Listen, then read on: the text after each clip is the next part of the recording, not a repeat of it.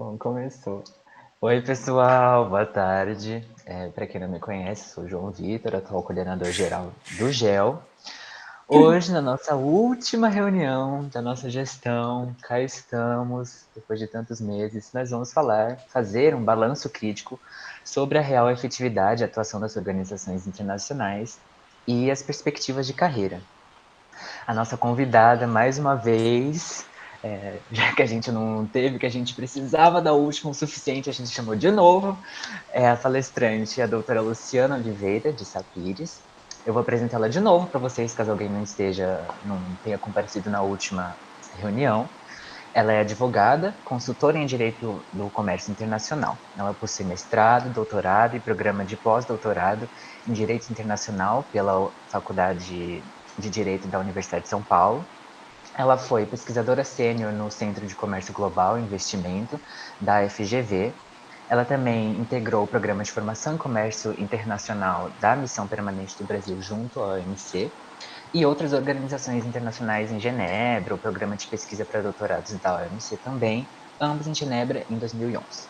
Ela publicou vários livros, capítulos e artigos no Brasil e exterior, e mais uma vez está aqui com a gente. Então, muito obrigada, Luciana, por estar aqui conosco hoje. O espaço é seu, pode começar. Tá bom, gente, eu estou muito feliz de estar aqui de novo. Foi uma alegria a primeira experiência, poder dialogar com vocês, poder participar, discutir, debater, responder questões. É uma experiência sempre muito gratificante. Então, eu agradeço a Amanda e ao João Vitor pelo segundo convite. Agora, infelizmente, para encerrar esse ano, mas eu espero que as atividades do grupo continuem, porque é um grupo muito rico e as pessoas são muito interessadas. Isso é estimulante para a gente que trabalha para manter viva a discussão. Né? Vocês me pediram para falar um pouquinho de carreira, eu preparei algumas pontuações, algumas ponderações para falar a respeito da ONU por conta do aniversário de 75 anos, e aí a gente falaria um pouquinho também da crise do multilateralismo, tá? Mas eu fico à disposição de vocês para a gente começar com o plano de carreira, com as dúvidas, ou para a gente começar com a exposição, conforme vocês preferirem. Eu acho que pode começar com a exposição, para o pessoal se soltando, sabendo mais, para depois a gente começar com as dúvidas. Tá bom, então vamos lá. Eu queria falar sobre o futuro da ONU e a sua importância para o Brasil, mas também para a humanidade como um todo, tá? Tendo em vista o aniversário de 75 anos da ONU esse ano. As Nações Unidas e o multilateralismo como um todo, a gente já vem observando desde a sua criação, passaram por momentos áureos, mas nos últimos anos vem se apresentando uma crise nas instituições, uma crise nos seus órgãos de solução de controvérsias e uma crise no próprio sistema multilateral como um todo. Tá? O que a gente percebe, no entanto, é que a gente tem que assim refletir um pouco, porque essas instituições elas foram criadas em um contexto de pós-guerra, pós-segunda guerra. A agenda, as demandas eram outras, a realidade era outra, as necessidades das pessoas, dos estados eram outras, né? Buscava-se o quê? Reconstruir, criar uma nova ordem econômica internacional. Então, aí até os tratados de Bretton Woods, que criaram na esfera econômica o Banco Mundial, o FMI, e inicialmente a ideia era criar a Organização Internacional do Comércio, que não entrou em vigor por não ter sido ratificada pelo Senado americano, deu origem a um acordo provisório que passou a regulamentar questões de comércio e evoluiu em 1995 para a OMC, Organização Mundial do Comércio, já dotada de um duplo grau de jurisdição. O que a gente observa é que, paralelamente a esse sistema, a intenção era proporcionar também o quê? Criar um arcabouço de regras protetivas aos direitos humanos, tão abalados por conta das duas guerras mundiais que aconteceram na sequência. Então, nesse sentido, a Carta Constitutiva da Organização Mundial da Organização das Nações Unidas, criou essa organização. Essa organização que a gente vai ver aqui ao longo da palestra que eu preparei para vocês, muitas vezes as pessoas, enfim, os críticos confundem o papel dessa organização, ou seja, qual é o foco de atuação, qual que é a sua grande função, ou seja, ela não é o Estado em si, né? Ela é uma organização, um foro internacional que reúne os seus membros para debate, para discussão, para elaboração de medidas, elaboração de resoluções, de recomendações em prol de interesses da humanidade, tá? Então, ela é bem um terceiro, né, que atua com as partes, com o apoio dos seus membros. Ela não é um órgão supranacional que está acima dos estados, ela não tem esse papel, essa autoridade. Ela vai ser movimentada pelos seus membros e ela é justamente esse foro que possibilita essa discussão. Então, o que a gente percebe, só puxando o gancho aí, com relação à mudança de demandas, à mudança de necessidades, que foi acontecendo durante todos esses 75 anos de existência da ONU, a gente percebe que hoje ela se encontra diante de grandes desafios, tá?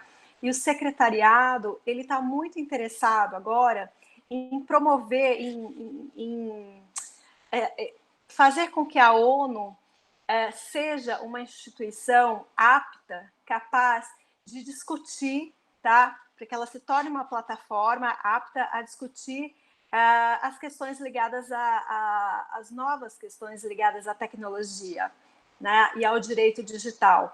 Então, essa tem sido uma das principais demandas dessas novas bases, né? Para a reconstrução, para a atualização da ONU como organização multilateral. Além disso, os novos pilares que têm sido propostos para discussão daqui para frente, eles estão ligados, além de estarem ligados às questões da tecnologia e da cooperação digital, eles dizem respeito também, eles tratam dos riscos e os problemas causados ao meio ambiente. Então, é um assunto extremamente importante, extremamente atual, extremamente debatido e de grande preocupação da comunidade internacional como um todo, tá? Por conta de toda a degradação, a destruição ambiental. E, além disso, a crise que eu comentei com vocês, dando o exemplo principalmente da OMC e da ONU, mas não só, tá? A crise nas instituições multilaterais, tá? E nos seus sistemas de solução de controvérsias. E aí a gente pode pensar no papel das resoluções do Conselho de Segurança, a gente pode pensar na paralisação do órgão de solução de controvérsias da OMC por conta da não eleição de novos juízes para ocuparem o órgão de apelação e, consequentemente, uma paralisação do trabalho do órgão de apelação, que é a segunda instância da OMC. Então, daí os trabalhos acabaram se concentrando no painel, primeira instância, e foi estabelecido um outro sistema arbitral, tá? Para que possa realizar ponderações em segunda instância dos casos analisados e cujas decisões foram recorridas ou serão recorridas pelas partes interessadas, tá? Então, ou seja, a gente observa tanto na ONU quanto na OMC especificamente essa movimentação da comunidade internacional, dos membros, em prol de criar, de possibilitar alternativas, né, para que o sistema ele não morra. Por quê? Porque o sistema é extremamente importante, né? Tem questões que não adianta a gente imaginar que, de repente, essas organizações e o próprio multilateralismo já foi superado. Tem questões que não vão nunca ser passíveis de serem resolvidas no interior de um único Estado, por fontes bilaterais, por acordos regionais. Tá? Então, existem questões que demandam o quê? Uma cooperação internacional, uma coordenação internacional. E nessa frente é que atuam as organizações multilaterais. O que a gente precisa ter consciência é que novos temas, novas demandas, novas necessidades surgem, e daí a necessidade dos estados e dos novos atores, que hoje não são apenas só os estados, se unirem em prol dessa atualização, tá? E desse acompanhamento das novas necessidades que a humanidade como um todo impõe, né? Ou seja, são transformações naturais da vida, e hoje, com todo esse processo de digitalização e até por conta da pandemia, como um aspecto assim bem pontual, a gente pode observar quantas transformações, né, vêm ocorrendo, e quão necessário é que a gente se adapta, que a gente crie alternativas e seja criativo para poder lidar com essas novas demandas que surgem.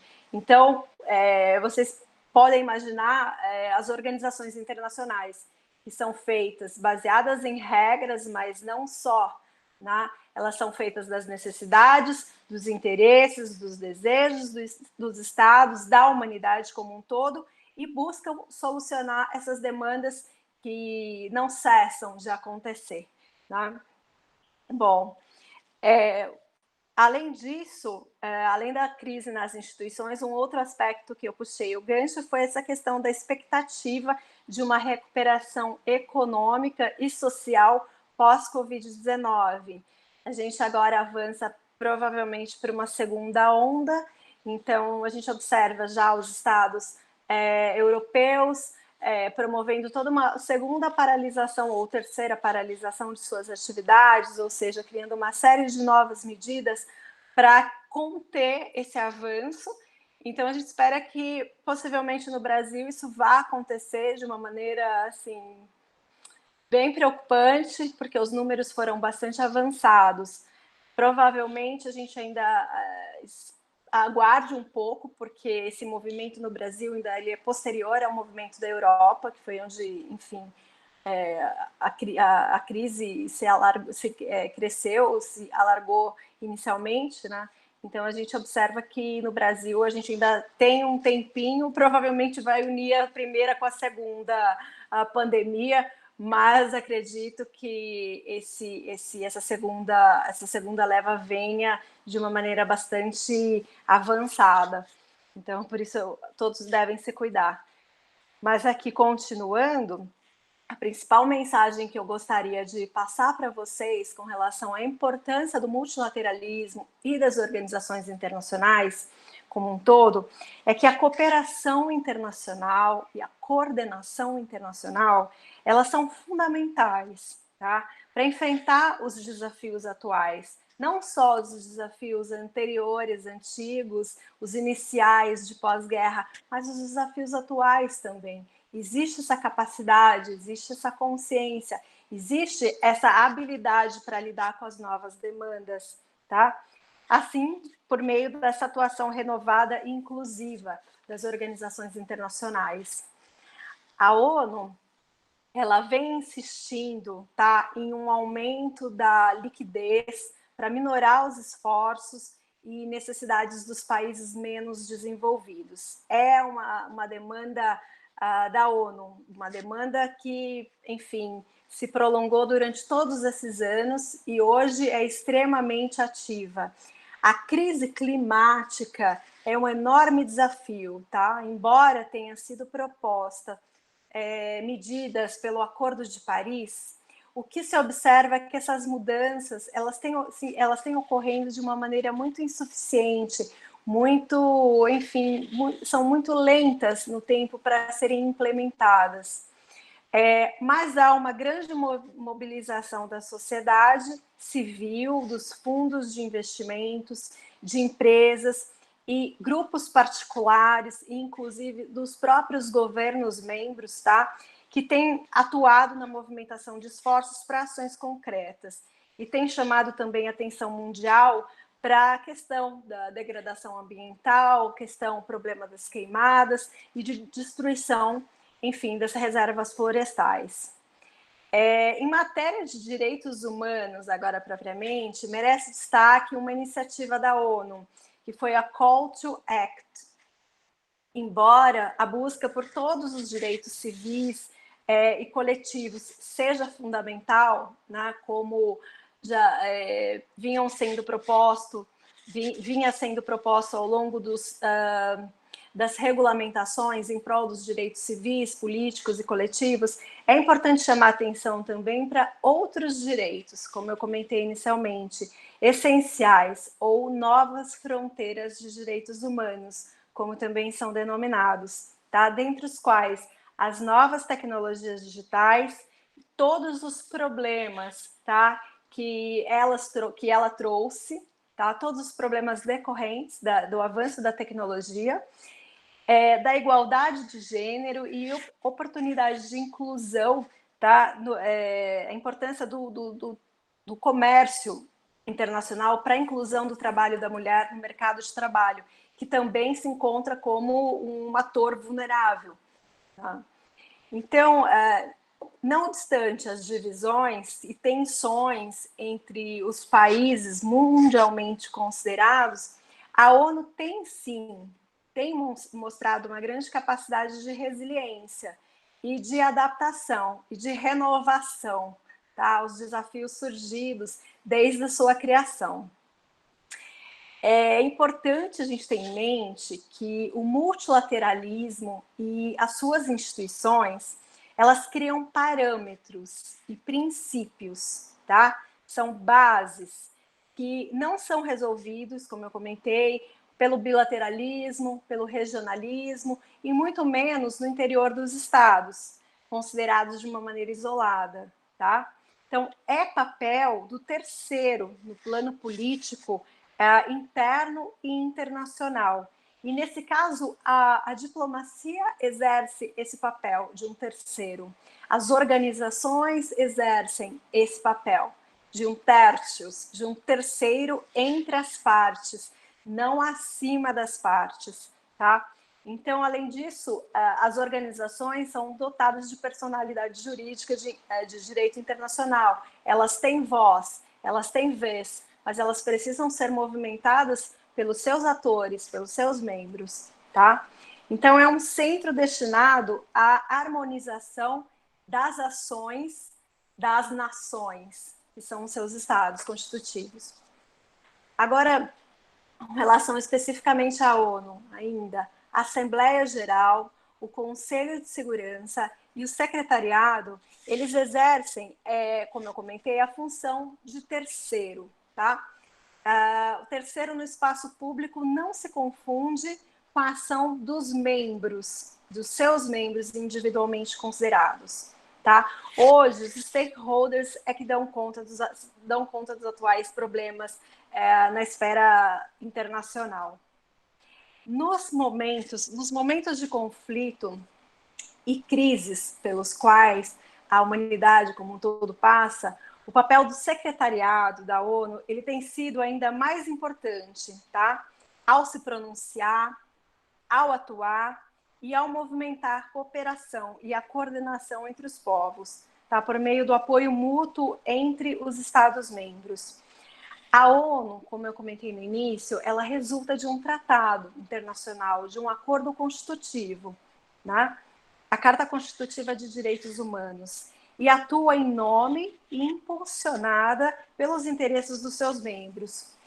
Problemas que não são possíveis, não são passíveis de serem resolvidos no interior dos estados devem ser resolvidos em meio a um movimento de cooperação, de coordenação, como já enfatizei várias vezes aqui para vocês. E a ONU não é um governo supranacional, ela é um parlamento, tá? Em que os estados participam, em que os estados negociam, eles aderem em condição de igualdade, tá? E sem abdicar da soberania que cada estado detém, desde a sua criação, desde o momento em que foram constituídos. Soberania dos seus territórios e de decisões políticas, enfim, de regulamentação. A ONU é um espaço, portanto, diplomático, em que os países ingressam com seus interesses particulares, interesses nacionais. mas a partir de um contexto multilateralizado, tá? Buscar-se uma solução comum à humanidade. A ONU, ela não vai obrigar os estados e os atores como um todo a cumprir as suas determinações, as suas resoluções, as suas recomendações, tá? Ela não é um terceiro acima das partes, não é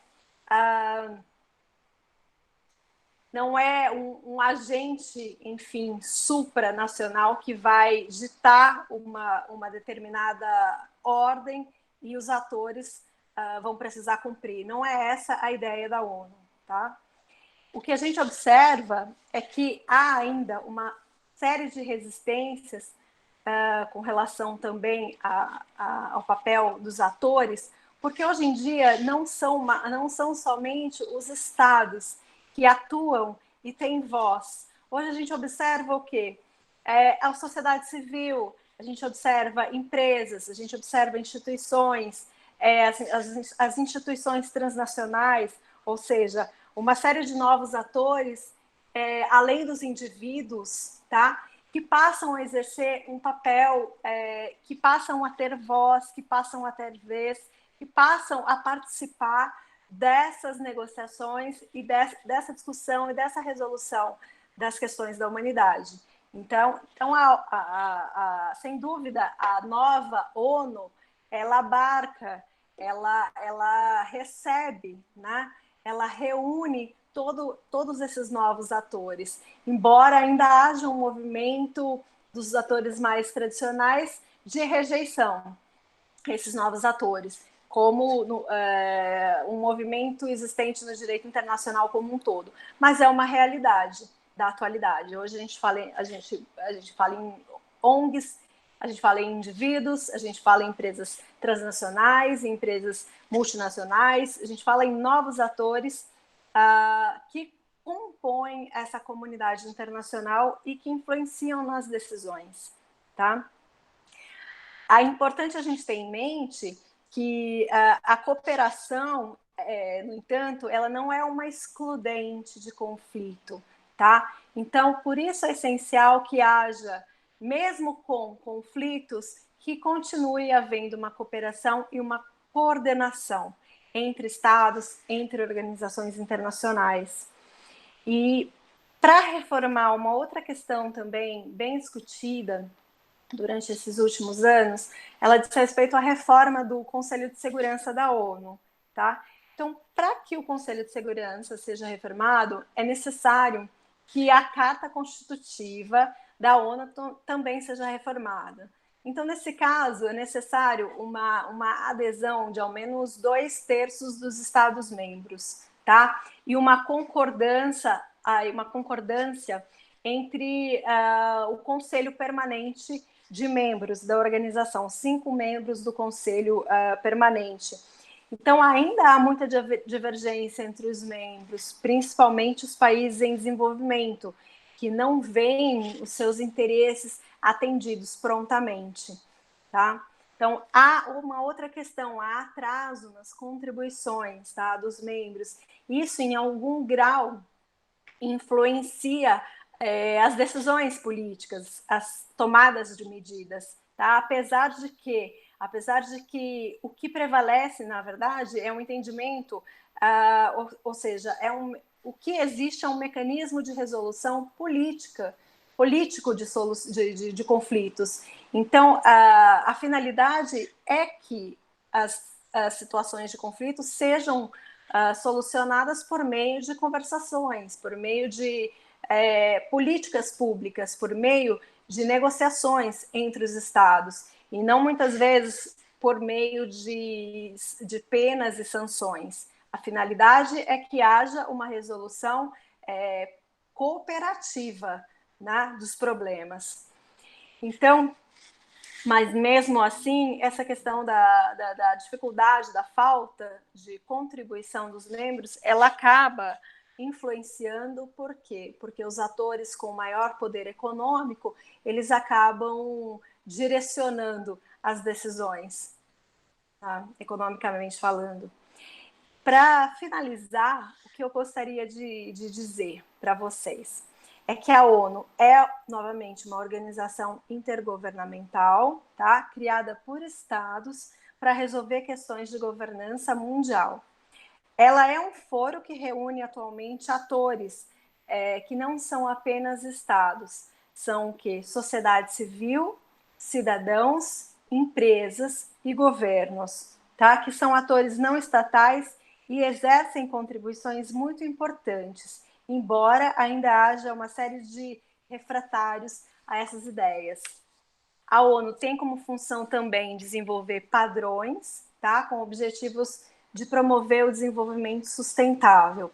E tais padrões, eles atendem a interesses governamentais, mas também a interesses empresariais e da sociedade civil como um todo. Isso normalmente não transita por normas governamentais, de estados em particulares, tá? Mas elas balizam, elas são parâmetros e guias para a formação de políticas públicas pelos estados, no interior dos seus territórios. Bom, são essas as considerações iniciais que eu gostaria de passar para vocês. Estou aberta à pergunta e também ao debate sobre carreiras. Carreira. Meu Deus, já! Por mim, você já podia continuar falando, que não tinha problema nenhum. Eu levantei pontos que eu achei importantes enfatizar, porque a discussão realmente é muito ampla e a gente poderia, enfim, desdobrar cada um dos pilares aqui e ficar o dia todo Dias, falando. exatamente. Enquanto, não sei se alguém já mandou alguma pergunta, deixa eu só dar uma olhada, porque eu tenho várias, né? Como sempre. Tá.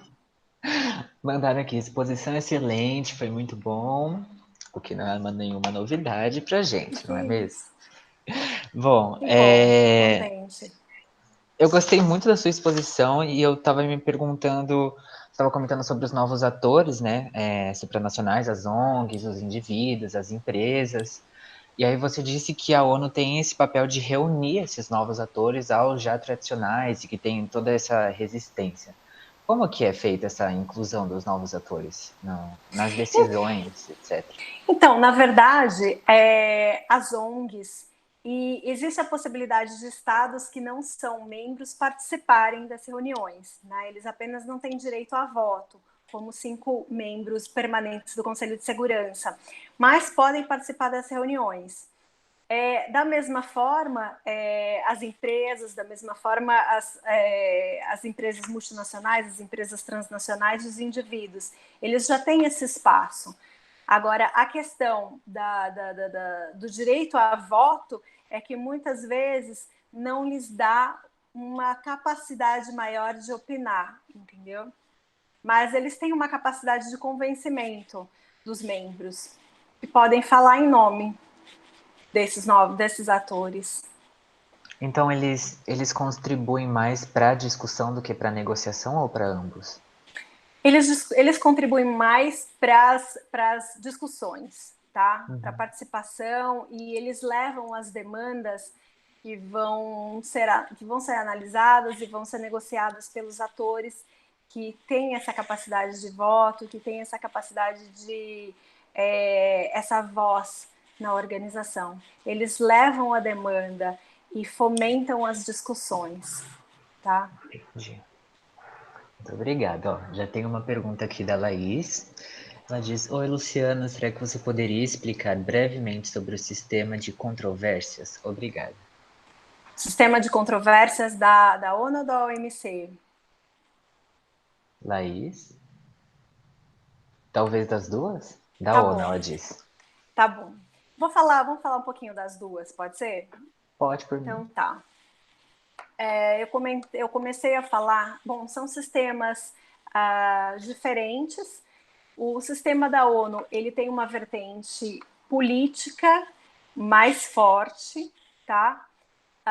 Existe o Conselho de Segurança, existem as recomendações, as resoluções, e existe também a possibilidade do Conselho de Segurança estabelecer sanções, tá? Que podem ser medidas ligadas enfim, atuação militar, que pode ser até enfim, uma pena para que seja prestado ajuda,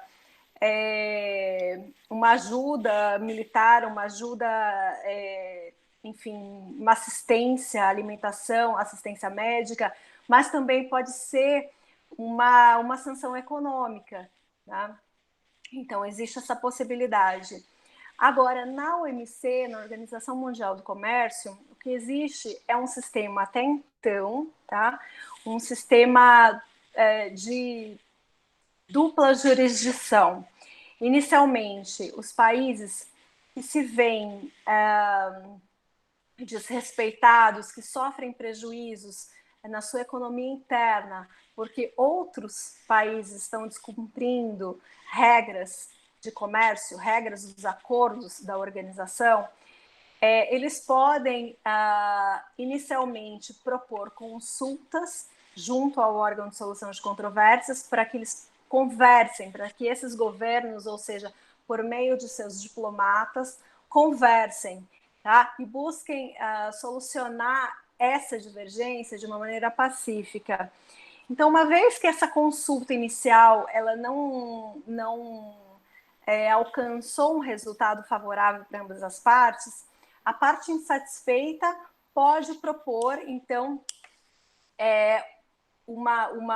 pode entrar com um pedido de abertura de painel. Então, até acontecer esse pedido de abertura de painel,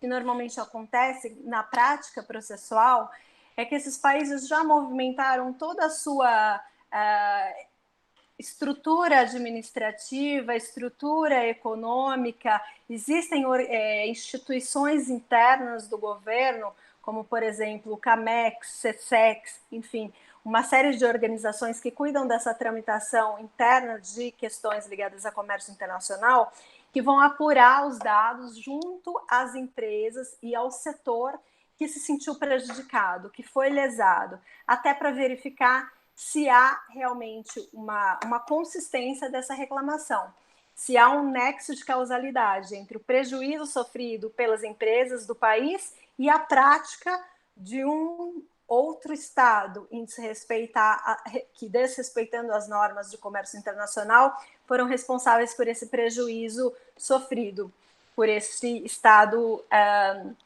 que está interessado em demandar.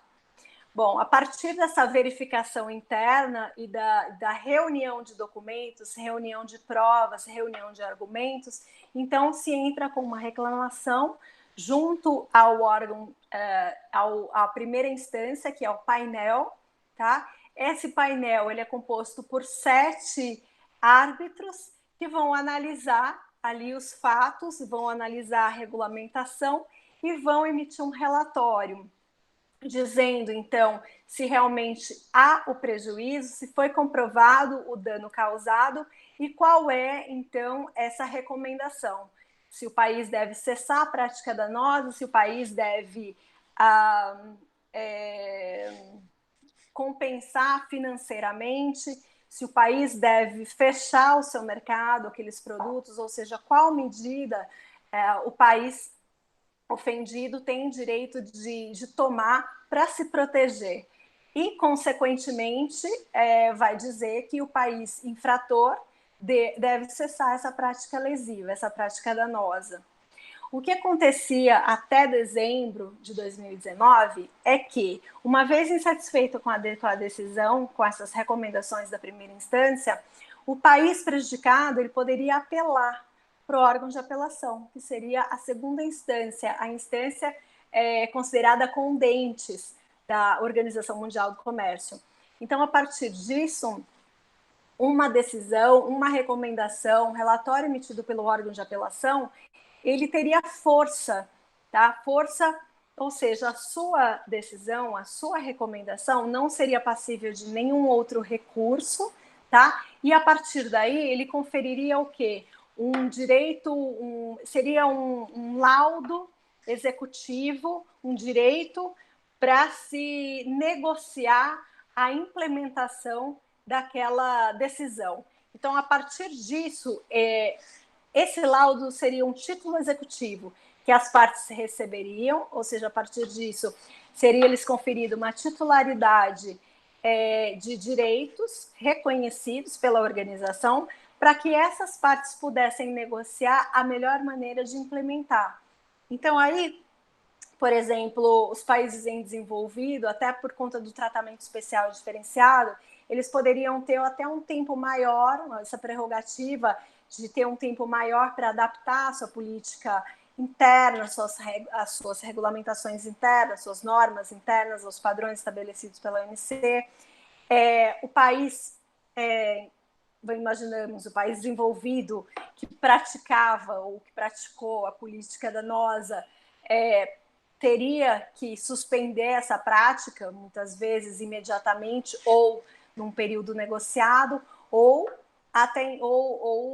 em último caso, teria que pagar um valor de indenização, como aconteceu no caso do algodão, em que os Estados Unidos pagaram um valor durante 3 anos, né, como uma indenização para os prejuízos causados aos agricultores brasileiros. Então, foi negociada esse acordo, foi essa resolução.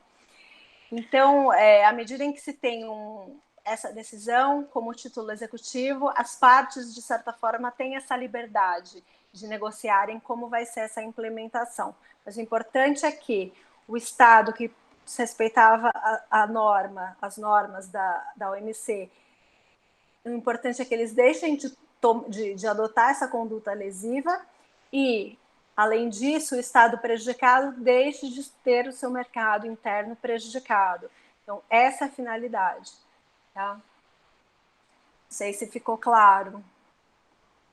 Nossa, eu não tinha a menor ideia desse Sério? sistema, não sabia, não tinha conhecimento disso, eu achei Isso, muito assim, de uma interessante. maneira bem geral, né? Sem entrar em muitos detalhes específicos, mas, assim, me atendo aos pontos principais do sistema.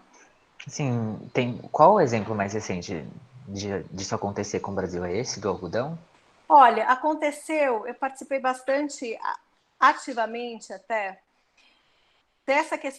desse litígio do algodão, do litígio do açúcar, do litígio do frango, que na época eu estava escrevendo a minha dissertação de mestrado sobre a regulamentação dos subsídios e exportação de produtos agrícolas. Então, eu estudei de uma forma bem aprofundada esses 3 litígios. O Brasil venceu, tá? No caso, venceu os 3 litígios, mas houveram outros igualmente importantes, ou até mais importantes. O caso, por exemplo, das aeronaves da Boeing, Airbus, enfim, entre Brasil e Canadá, e outros, a questão de subsídios, agora Índia, Tailândia, uma série de outros litígios, a questão das bananas da Europa, enfim, uma série de litígios que o Brasil participou ou ativamente como parte ou como terceiro interessado, e que foi beneficiado por isso.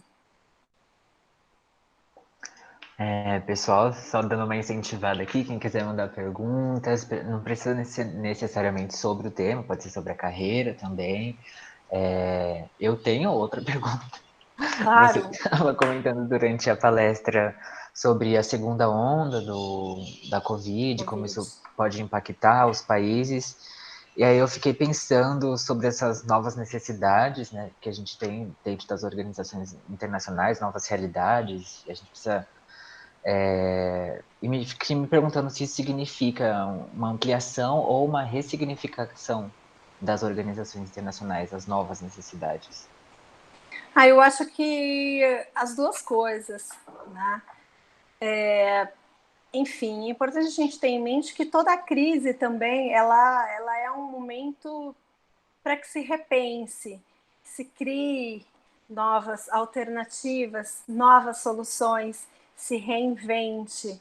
Então, eu acredito que a crise já vinha existindo, né? A Covid, de certa forma, ela acirrou e ela também fez com que, por exemplo, as questões ligadas à tecnologia, ao direito digital, né, às plataformas digitais se tornassem uma realidade, né, o home office se tornasse uma realidade e todas as demandas daí decorrentes, como um aumento no comércio digital, um aumento de reuniões e, consequentemente, uma diminuição do número de viagens, de reuniões presenciais, enfim, de intercâmbios pessoais, e sim um aumento de reuniões online ocorresse. E com isso, uma série de modificações nos padrões. Então, eu acredito que haja, assim, ao mesmo tempo, uma reformulação que está acontecendo e vai acontecer, uma ressignificação e uma atualização às novas necessidades. Eu acredito que a Covid, se existe alguma contribuição nesse sentido, né, da pandemia, é avançar esses novos temas e essas necessidades que passam a ser prementes. Precisam ser discutidas de uma forma urgente. É isso. É bom que acho que depois de tantas palestras, às vezes a gente tem a sua visão é mais otimista do que a gente costuma ver, assim, em relação Entendi. ao que vai Eu acontecer. sou otimista, assim, por natureza. Mas é lógico, procuro observar e me aprofundar nos problemas, mas sempre com otimismo, sim. Porque eu acho que sempre existem formas alternativas de se solucionar. E esse é o fluxo natural da vida. Quando se Exato. quer, quando existe boa vontade, sempre existem meios para se buscar soluções. Perfeito. Senão a gente não estaria aqui discutindo hoje, né? Claro. Ó, tem Como outras foi sua duas caminhada de perguntas aqui. formação? Deixa eu só ler para a gravação, né? A primeira delas é da Mafê. Ela diz: Doutora, minha pergunta vai no sentido de solicitar alguma indicação de leitura acerca das novas fronteiras digitais e dos direitos. Vemos algumas medidas sendo tomadas no Brasil acerca dessa digitalização, mas não havia pensado nisso em um âmbito internacional. Achei bem interessante. Olha, o que eu posso recomendar para vocês agora de pronto, eu posso fazer uma pesquisa e encaminhar para vocês também. Mas como atualmente eu venho tratando das questões ligadas à OCDE, né, é a minha atual agenda de pesquisa dentro da Fundação Getúlio Vargas, eu posso destacar os documentos ligados ao Comitê de Tecnologia. Então, há uma série de estudos e relatórios ligados às novas necessidades digitais, tá? E são extremamente interessantes, atuais, recomendo fortemente a leitura. Até o nosso trabalho, ele diz respeito à análise dos temas ligados a essa nova agenda. Então, aí a gente pode pensar em meio ambiente, em comércio digital, que mais? Enfim, uma série de novas instituições, novas formas de solução de controvérsia, arbitragem, e juntamente com esses padrões e proposições, é um levantamento do que existe no Brasil, qual é a regulamentação existente no Brasil e o que é necessário fazer para adaptar a esses padrões da OCDE, justamente para que a gente possa ingressar na OCDE, né, como membro permanente. É isso. Beleza. Ó, outra pergunta aqui. A Mafê disse obrigada. A De Amanda nada. agora pergunta: Luciana, você poderia comentar um pouco como foi essa sua caminhada da formação, da graduação para a participação ativa dentro das missões nas organizações internacionais? Tá, posso. Olha, eu fiz faculdade em São José do Rio Preto, é uma instituição particular, né? E durante a instituição fiz estágios na magistratura, fiz estágio no Ministério Público, em escritório. E na realidade não atendia muito, eu ainda não havia encontrado a minha verdadeira vocação, área de atuação. Então, eu acho que no último ano da universidade eu tive um pouquinho mais de visão no que diz respeito a isso e também percebi o que eu não queria, né? As áreas que eu não queria. Então, a partir disso, eu me formei, a primeira experiência com o direito internacional, mais propriamente dita e aprofundada, foi em uma especialização que eu cursei na Unesp, também de Franca, sobre direito das obrigações, direito internacional privado, direito das obrigações, com ênfase em contratos internacionais. Junto, paralelamente à pós-graduação na Unesp, eu fui para São Paulo e comecei a trabalhar em escritórios de advocacia Massato Ninomiya. Então, aí eu já trabalhava com contratos internacionais. Isso foi em 2001. Vou denunciar a idade, né?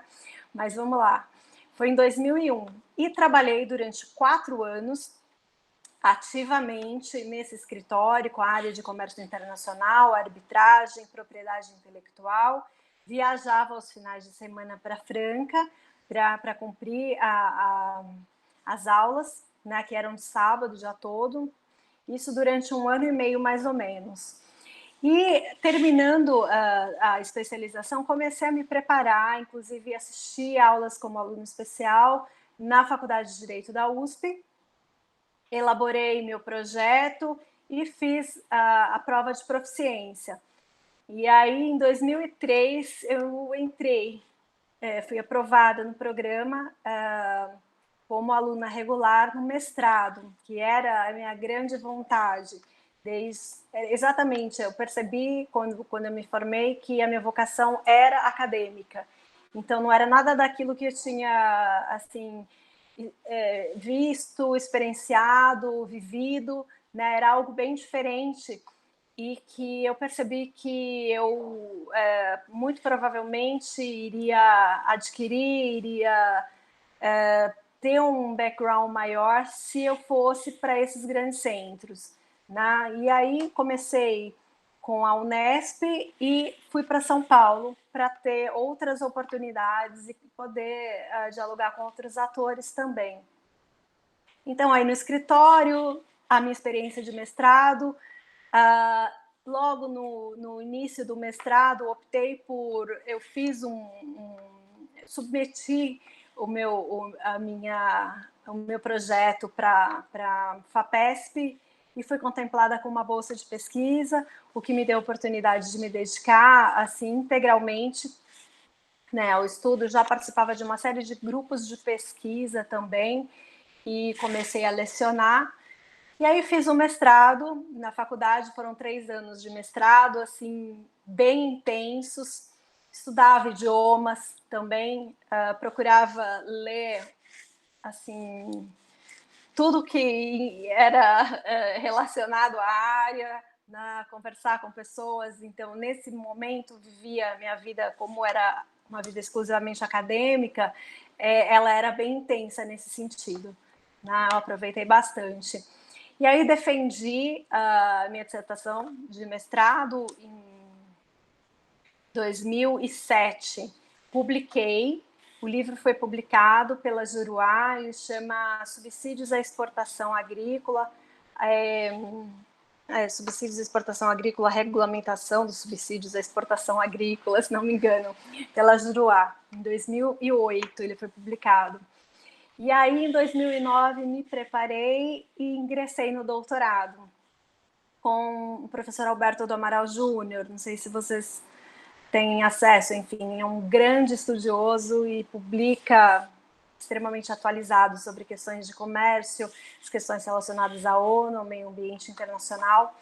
E aí, nessa época, eu também entrei com um pedido de bolsa na FAPESP, fui contemplada pela segunda vez, e aí cumpri os créditos na Faculdade de Direito da USP, já escrevi, adiantei bastante a escrita, e no 3º ano do doutorado, eram 3 anos, isso foi em 2011, eu fui selecionada para participar de programa de formação na Missão do Brasil.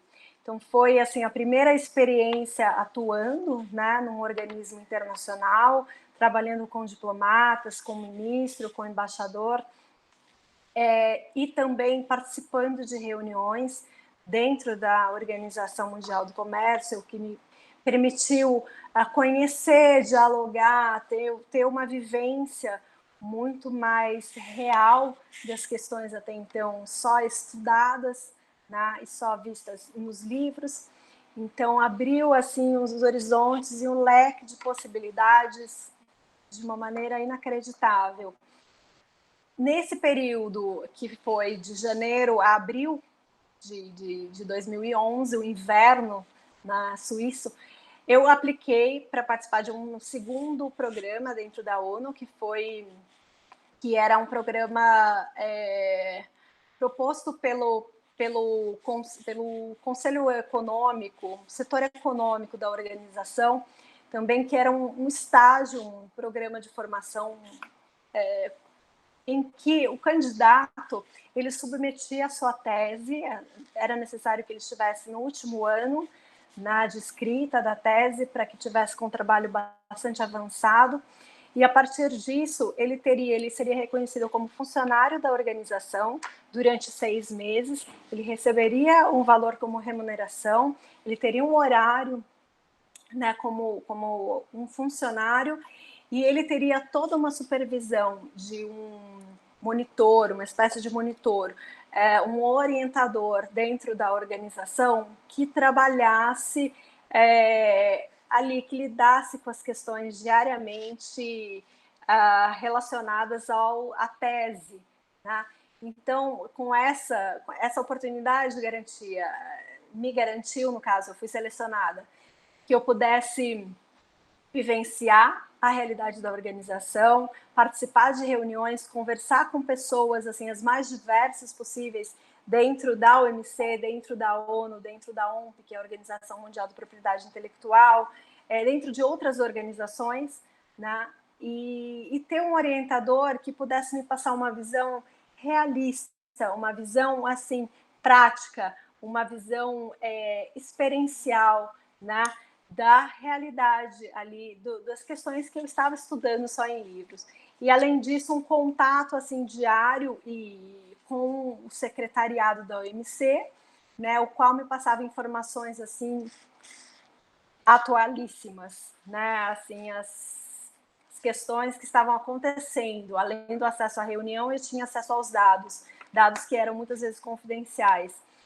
Então, isso foi assim, foi um verdadeiro presente e me ajudou muito na elaboração e na finalização da tese. E aí, no final de 2011, eu voltei para o Brasil, finalizei a minha tese, faltava pouco ainda para escrever, finalizei, submeti à universidade, defendi, foi aprovada com distinção e foi publicada também. Passou a ser um segundo livro, publicado pela Aduaneiras. E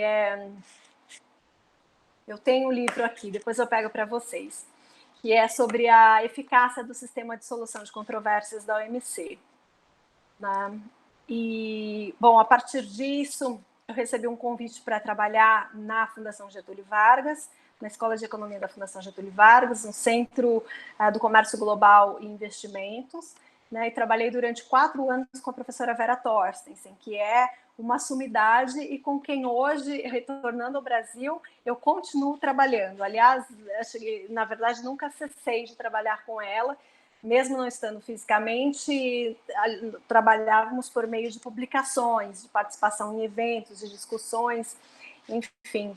Mas essa convivência diária no Centro de Estudos da FGV, ela se deu de 2012 até meados de 2016.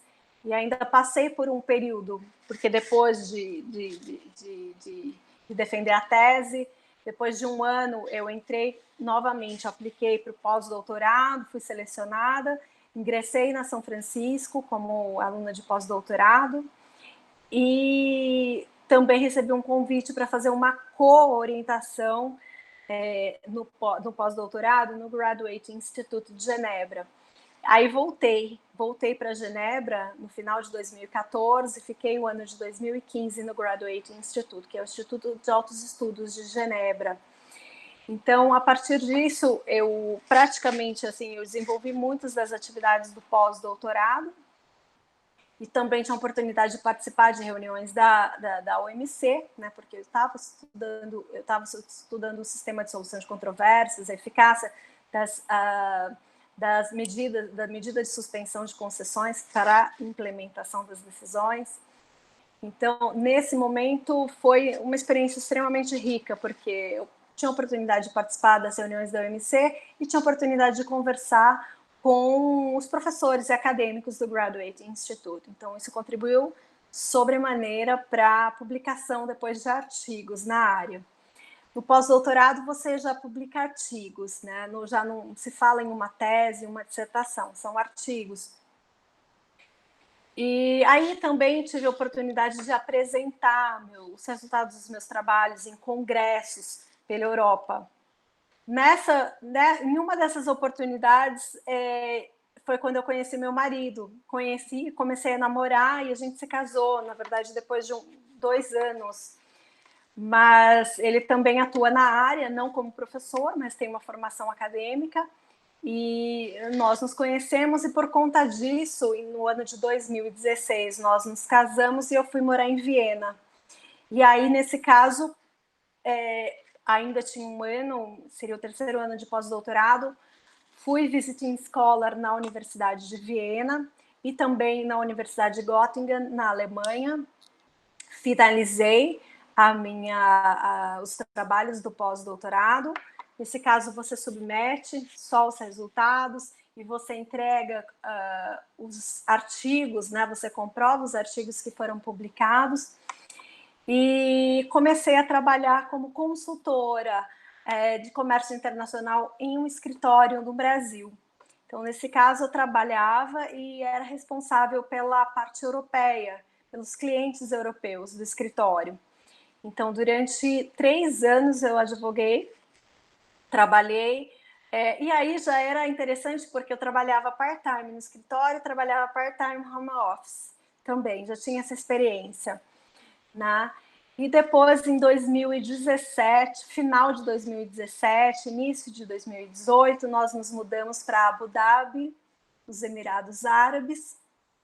E aí, na época, eu me desliguei do escritório, o meu marido ele assumiu a chefia na parte de comércio internacional entre Emirados Árabes e Brasil, e eu me desliguei do escritório justamente por esse conflito de temas, de matérias, né, de informações, e me dediquei mais à parte acadêmica. Então, aí, novamente, eu voltei como visiting scholar na New York University e na Sorbonne, de Abu Dhabi, que são parcerias do governo árabe, emirático, com o Paris, né, e com a Universidade de Nova York. Foram grandes oportunidades também.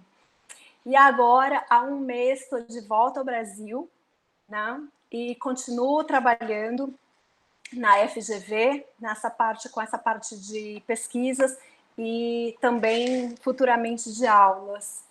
E é isso. Resumidamente, um histórico, mas não sempre, assim, vocês sabem que nem sempre é fácil, é sempre muito difícil, é sempre uma dedicação constante, é sempre a gente precisa ter muitas vezes nervos de aço, paciência para lidar com a morosidade, com a incerteza, né? E muitas vezes também com as incompreensões familiares, muitas vezes com o não incentivo governamental à área de pesquisa, à área docente, né? Então, são uma série de conflitos que a gente tem que lidar. Mas os ganhos, eu posso dizer para vocês que eles sempre compensam. Eu, particularmente, sou uma pessoa muito otimista, então eu me divirto porque eu realmente faço o que eu gosto. Eu sou apaixonada até hoje e sinto que eu fiz a escolha certa. Faria de novo quantas vezes eu pudesse. Ai, que coisa linda, até gostoso. Eu acho que o pessoal tá falando aqui no chat, eu concordo, você é uma grande inspiração pra gente, toda a sua trajetória, Fico porque... feliz. E eu tenho, olha só, Eu tenho essas redes sociais, LinkedIn, Instagram, é óbvio que tem mistura um pouco, né, de vida pessoal, vida profissional, mas vocês são todos convidados, são muito bem-vindos, tá? Para que a gente não cesse a nossa interação aqui, para que a gente continue em contato, dividindo, somando todas essas experiências que a gente vai acumulando durante a vida. Poderia concordar mais. Ah, eu queria que a gente continuasse conversando. Não sei, o pessoal não mandou mais nada, mas é que eu só fico escutando e aí a gente fica meio sem saber o que falar, porque realmente é demandada muita força da gente numa carreira tão Muita. instável e tão aberta quanto a nossa. Eu gostei muito do que você falou sobre a família, às vezes não entender muito bem, Sem dúvida nenhuma, né? porque o tempo de formação é um tempo longo, né? Sim. E muitas vezes, no meu caso, por exemplo, eu tive 2 primos que fizeram direito, os 2 partiram para concurso. Eu fui a única mulher que saiu, né, no caso de São José do Rio Preto, foi para São Paulo com essa ideia e abraçou todas essas novas perspectivas que ninguém tinha muita ideia. Eu tenho tios Uhum. médicos que fizeram mestrado, doutorado, mas assim com bem mais idade, né? E de repente era um universo totalmente novo que eu fui desbravar sozinha. Sim. Então, assim, é um desafio imenso. É, gente, eu não sei o que falar, tô meio assim, meio bobo, mas é Não isso. é isso, eu queria só, enfim, encorajar vocês a lutarem, né? Porque é aquilo, problemas, circunstâncias adversas sempre vão existir. Mas vocês têm condições privilegiadas e assim reúnem as ferramentas mais avançadas, especializadas para buscarem e para atuarem e para contribuírem com a sociedade. Tá? É isso. E Eu sem acho que dúvida nenhuma você me perguntou, né? Por que os profissionais dessa área eles não param, eles são ativos? Eu acho que para além de gostarem do que fazem, né, porque grande parte, a grande maioria sai dessa área porque gosta, né, existe uma curiosidade inerente, interna, que move esses profissionais e que acabam conciliando suas vidas e direcionando suas vidas, né, para as carreiras. Então, hoje, a gente observa o direito internacional, eu falo direito internacional porque é a minha área de formação, mas uhum, relações internacionais também são paralelos, economia internacional também, ela confere possibilidades muito amplas para os profissionais. Então, eles podem atuar, eles podem, enfim, fazer desde concursos internos para a estrutura interna, no caso CSEX, CAMEX, existe uma série de órgãos na administração pública, tá? O CAD, quanto seguirem, por exemplo, a carreira acadêmica em universidades, quanto ainda trabalharem como consultores, trabalharem como advogados de escritórios e tem ainda a possibilidade de seguirem a carreira diplomática. Tá? Então é bem amplo. E geralmente são profissionais que gostam de estudar, que se interessam pelo que está acontecendo culturalmente no seu país e no mundo, né? Que gostam de ler, que é extremamente importante, que gostam e se dedicam à aprendizado de outros idiomas. Né? Então, alguém que tem essa inquietação, que não para de aprender e que é movido a conhecimento. Então, esse é a grande válvula, eu acho, que move. E com a internet, então, essa distância, essas barreiras, elas deixam de existir. Tudo é facilitado. Ó, tem até uma outra pergunta aqui da Amanda, pedindo para você, perguntando se você conhece algum programa de formação oferecido por alguma instituição, organização internacional, que seja possível, que possa contar com a nossa participação, porque ela vê muitos cursos gratuitos que são oferecidos no LinkedIn que contribuem bastante também. Tá. Olha, você fala assim, para programas de formação, estágio. Existe esse programa que eu participei, ele ainda existe na Missão do Brasil, em Genebra.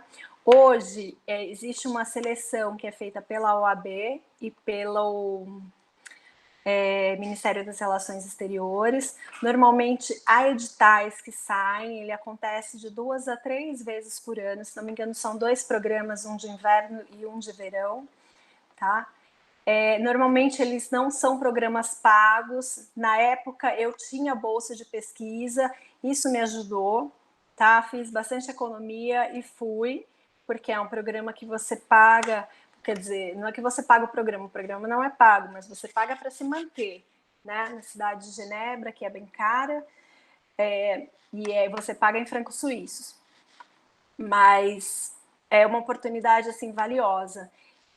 Esse programa existe também em Washington, na Missão do Brasil em Washington, se não me engano, existe em Nova York também, tá?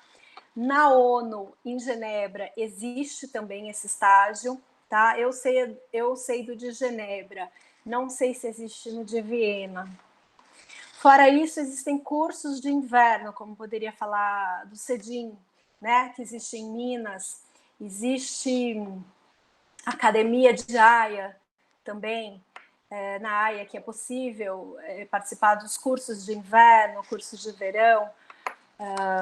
Além disso, existem possibilidades de estágio em outros organismos, como a Organização Mundial de Propriedade Intelectual, Organização da Meteorologia Internacional.